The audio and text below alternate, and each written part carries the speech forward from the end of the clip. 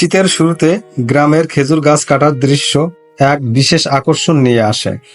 এটি শুধু একটি কাজ নয়, বরং গ্রামের ঐতিহ্য এবং শীতের ঋতুর আগমনী বার্তা বহন করে। শীতের ভোরবেলা চারদিকে কুয়াশার চাদরে ঢেকে থাকা গ্রাম, খেজুর গাছের সারি যেন প্রাকৃতিক ছায়ার ছাউনির মতো দাঁড়িয়ে আছে। গাছের কাণ্ড থেকে বাঁধা হাড়িগুলো মাটির কাছে ঝুলছে। মৃদু ঠান্ডা হাওয়ার সঙ্গে হালকা মিষ্টি খেজুর রসের গন্ধ বাতাসে মিশে আছে। সুমিষ্ট গুড় ও পাটালির পিছনে থাকা গল্পটা অনেক কষ্টের।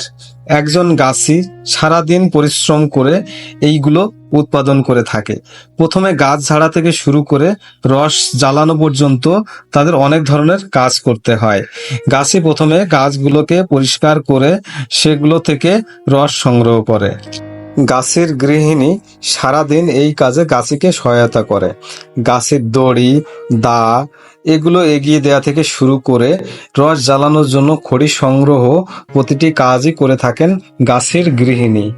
গ্রামের হারিয়ে যাওয়া এই খেজুর গাছগুলো এখন কালের বিবর্তনে কিছু কিছু এলাকায় দেখা যায়, সব জায়গায় নাই।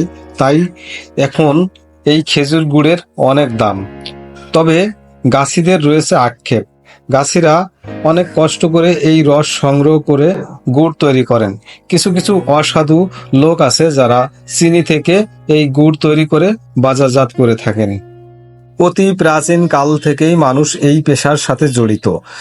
এক গ্লাস ফ্রেশ খেজুর রস আপনার মনকে একদম ঠান্ডা করে দিবে।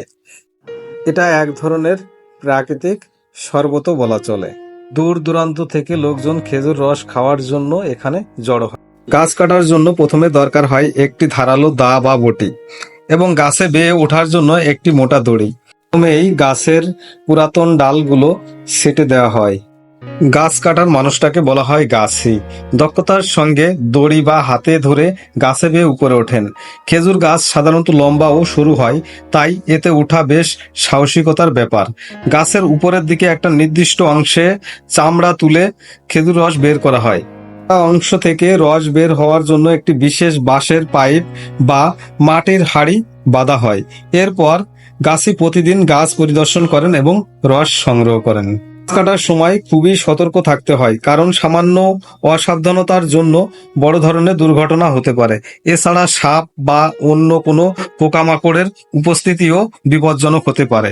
খেজুর গাছ কাটা শুধু একটি কাজ নয়, এটি গ্রাম বাংলার ঐতিহ্যের সঙ্গে জড়িত। শীতকালে এই খেজুর রস থেকে পাটালি গুড় তৈরি হয়, যা গ্রামীণ জীবনের এক অবিচ্ছেদ্য অংশ। খেজুর গাছের ডাল ছাঁটার সময় নতুন যে ফুলের চোমর আসে, এই চোমরগুলো নরম অবস্থাতে খাওয়া যায়। গাছি আমাদের দিকে কয়েকটি চোমর ছুঁড়ে দিয়েছিলেন, খুবই মজাদার। ছোটবেলায়ও আমরা খেয়েছি এগুলো। অনেকদিন পর সেই মধুর শৈশবে যেন ফিরে গেলাম। ধন্যবাদ গাছি ভাইকে আমাদের এমন সুন্দর একটি জিনিস উপহার দেওয়ার জন্য। এমন মধুর স্মৃতি কার কার আছে জানাবে। যশোর জেলার বিভিন্ন অঞ্চলে এইভাবে ছড়িয়ে ছিটিয়ে রয়েছে অনেক খেজুর গাছ।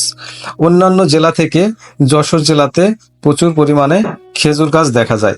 এই সব অঞ্চলের গাছিরা খুবই দক্ষ এবং এই সব অঞ্চলের খেজুর গুড়ের রয়েছে দেশজোড়া খ্যাতি।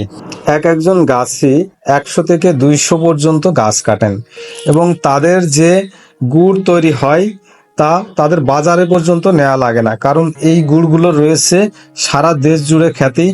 অনেক ক্রেতাই তাদের কাছ থেকে এসে নিয়ে যায় বলে তিনি জানালেন। এমনকি প্রতি কেজি খেজুর গুড় তারা 500 টাকা পর্যন্ত করে বিক্রি করেন বলে আমরা জানতে পারলাম। তো সূর্য ডুবে এসেছে, সূর্যের লাল আভা খেজুর গাছের মধ্য দিয়ে দেখা যাচ্ছে। এজন্য এক অপূর্ব প্রকৃতির মিলন মেলা। কৃষকরা মাঠ থেকে গরু নিয়ে বাড়ির দিকে ছুটছে।